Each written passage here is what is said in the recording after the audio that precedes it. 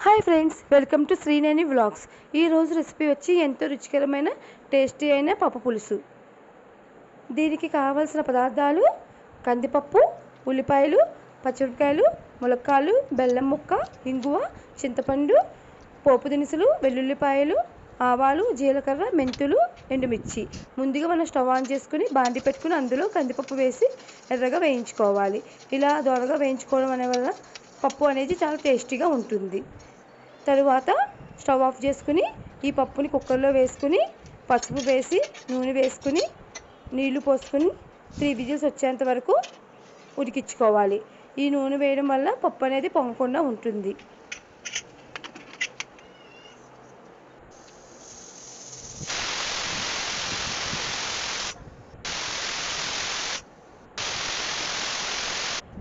తరువాత stove on చేసుకుని బాండి పెట్టుకుని నూనె వేసుకుని ఈ పోపు దినుసుల్ని దోరగా వేయించుకోవాలి.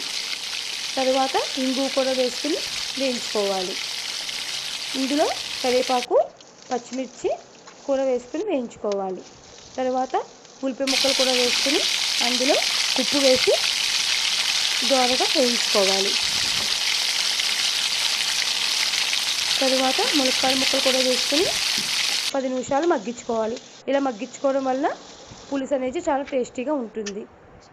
తర్వాత కుక్కర్ ఓపెన్ చేసుకుని మెత్తగా ఉడికిన పప్పులో ఈ ములక్కాడలు, ఉల్లిపాయలు వేసుకోవాలి.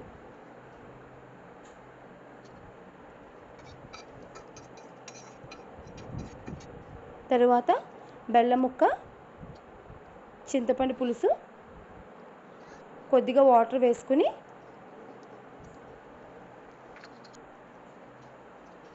పప్పు పులుసుని 3 విజిల్స్ వచ్చేంత వరకు ఉడికించుకోవాలి.